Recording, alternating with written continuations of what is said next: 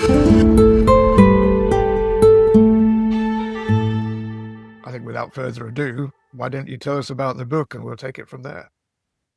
So it's called Land Beneath the Waves, and it's a memoir on nature, place and chronic illness. So I'm a nature writer, and I write for the Guardian Country Diary, amongst other places. I've always been really interested in birds and wildlife. And so I was collecting a whole load of stories about the local landscape in Hitchin in North Hertfordshire, where I live, where I've been based the last 22 years. And I was trying to decide whether they'd make a book. I wanted to write about the things I find in the nearby wild. So the plants that are growing in the kind of verges of the thickets or the alleyways near my house, and the history. I'd been doing a lot of research on field notebooks from botanists from 100, 200 years ago. I wanted to put it all together to sort of celebrate the nearby wild, really, and the places around my house. And decided in the end that it wasn't going to really make a book without some sense of why it was so important to me. I put myself in the narrative in the end, partly because I spent my life being or talking about myself in the periods when I'm well and completely ignoring my life in the periods when I'm not well. And the same as a nature writer and on social media up to 2 or 3 years ago, completely elided all the stuff when I was in bed, anything that was difficult.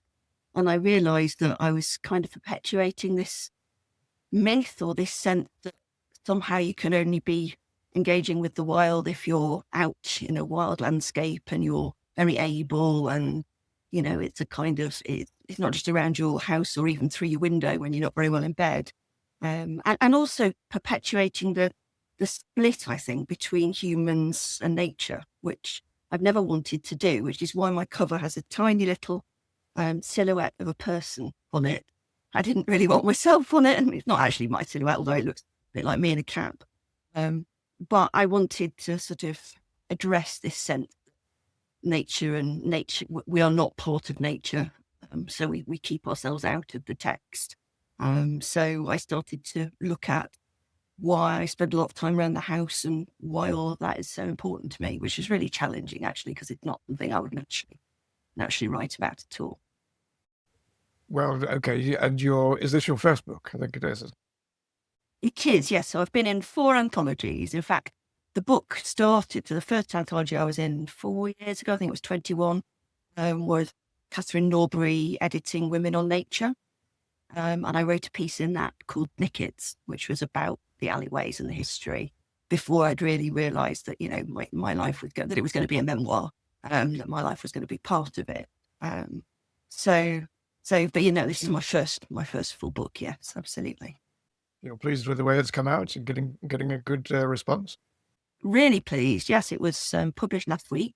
So I had a launch in London last week and a launch in Hitchin as well, which is brilliant because it's always so lovely to talk to audiences who know about the areas. There's one part of the book where I kind of turn into a chalk stream and write a poem about the way that the chalk stream comes up from the springs and goes back down into the soil hole and follow its kind of progress through my local landscape until it goes off into Bedfordshire. And it was lovely reading that to an audience who knew those place names and who'd walked along those streams and for whom it was really meaningful, because I'm hoping it's a book that will speak to people wherever they are, because everybody's got local nature. It's a sort of every man, every woman text in that respect. But there was something really special about reading that here in Hitchin. And you're not new to writing. I know you write the Guardian Country Diary. That's a column, I think.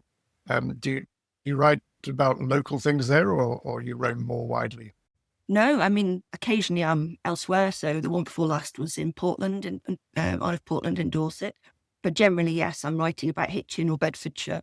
And that feels like a real privilege as well, to write about somewhere that there is a lot of wildlife. There's a lot going on in terms of natural history, but it's quite built up. I used to find when you'd read a natural history textbook or anything that had counties in the front of it, you'd look down for Hertfordshire and it would never be there. It would always be one of the ones missed out. So in a way, I really enjoy, sort of bringing the suburban out.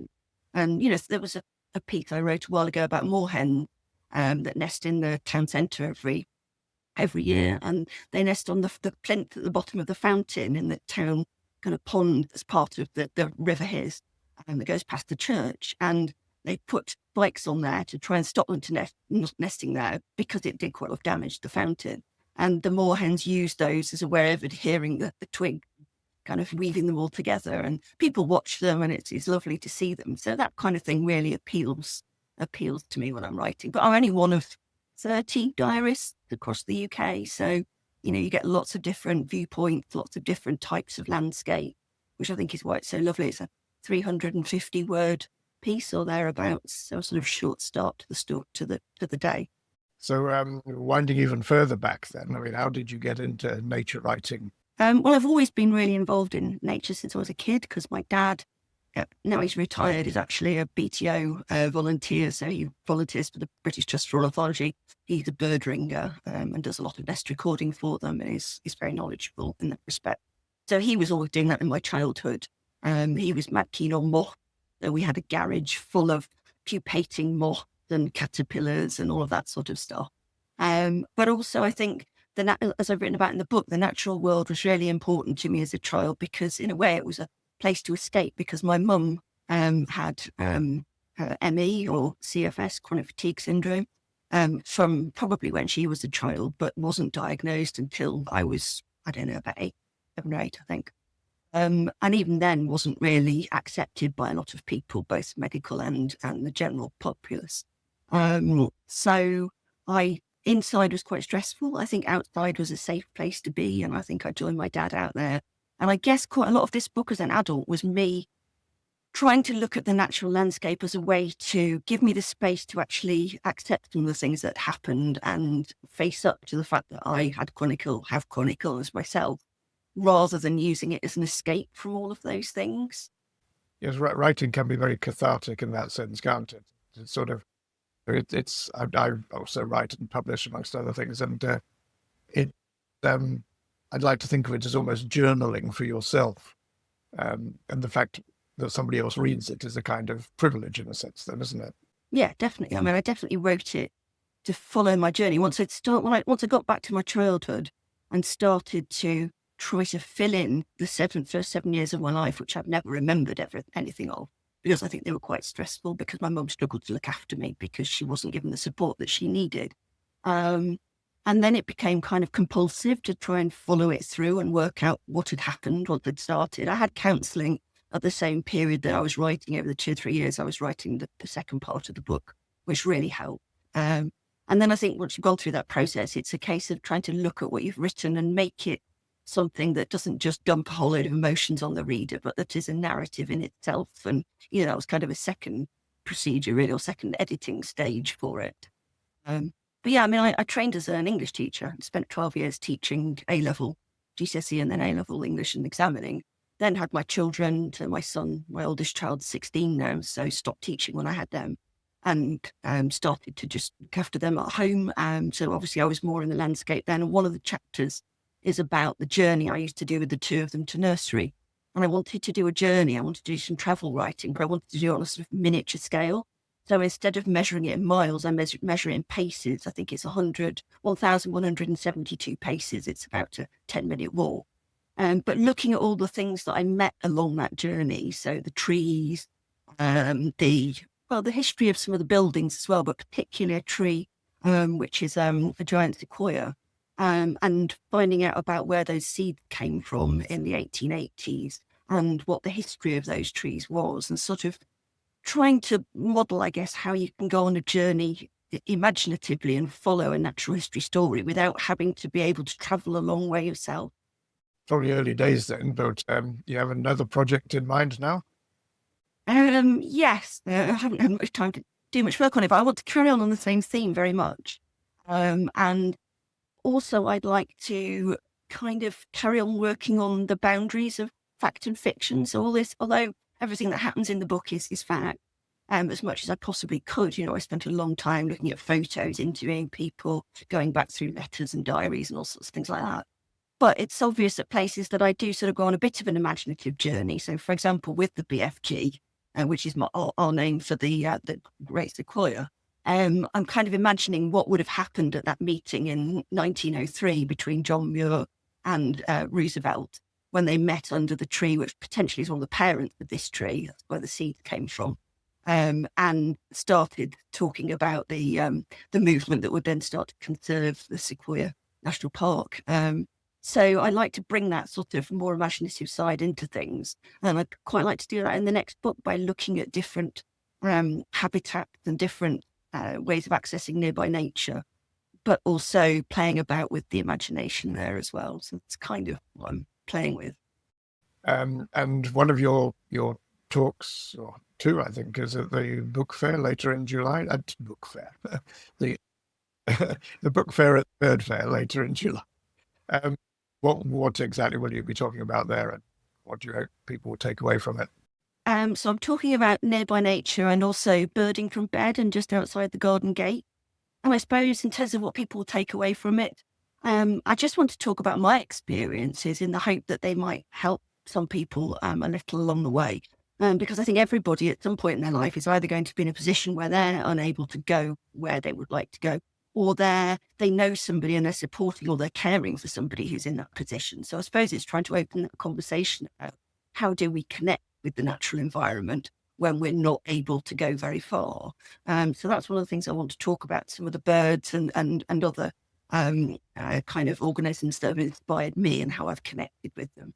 And I think the other panel that I'm doing with Nic Wilson and several other writers, which I think is about mental health and getting outside and the connection to nature. So that'll be really interesting. Yeah, I think it's an important theme, isn't it? I mean, involved in it with an organisation called the Sacred Nature Initiative, which we started during the COVID era, and the whole part of the essence of that was helping people to get out and reconnect with nature, because it helps you with your mental and physical health. Coming out of the book and thinking about the fact that my book, Land Beneath the Waves, is quite likely to be sort of tagged as a healing or a cure narrative, which I didn't feel comfortable with altogether, although I completely agree with everything you just said about, how much it does help. I suppose that the conclusion I've come to that I'm going to talk about when I'm talking to people about the book is about good relationships, really, and the fact that I think my relationship with the natural world is very much a reciprocal one. So when I'm well enough, I volunteer with the Wildlife Trust. I've helped set up a Nature Networks group in Hitchin, where we do quite a lot of outreach work and things like that. Not that everybody necessarily would do that, but what I hope is that as well as us deriving comfort and space and whatever else there is from being out in the natural world, as people are developing that relationship, it's making them more aware of the importance of the natural world for its own sake as well as for us, and to care and love it more, so that becomes something that becomes positive in both directions, if you see what I mean. And I think that's kind of what I'd say, if we're looking at nature as being somewhere that cures you, that it's not a kind of transactional relationship for me, but it's more to do with just growing to love and care for something. And I think that's ever more important with the state of the world and the continued rate of nature loss, isn't it? Yeah. So I have at the end of my book got some sort of helpful websites, I suppose, that people could go to. And I've purposely done website to do with ME and adenomyosis, which I suffer from, which is like endometriosis, and the health websites that are pertinent to things I've talked about. But also I've put in there the websites where people can go and find pointers to local conservation organisations. So, not just general sort of RSPB sites or Wildlife Trust sites, but the sites that they have within those websites that enable you to connect with, your nearest, local organisation, in the hope that works both ways in those as well. Well, we definitely look forward to you having thronged audiences at your other promotional events. I see I've got your tour up on my other screen here. It looks like you're roaming around the south of England quite extensively. Yeah, and I'd like to go up and do some events in the north as well, hopefully in the autumn, because the first part of my book and the first 30 years of my life were all north in Manchester and Durham. So yeah, I could go there too. Okay, fantastic. Well, we look forward to that. And let's say, Nic Wilson, thanks very much for your your story. People who watch this will know an awful lot more about you now when they see you at any of these events, including the Bird Fair. So I wish you well with that, wish you well with the book sales, and look forward to catching up with you in due course. Thank you very much.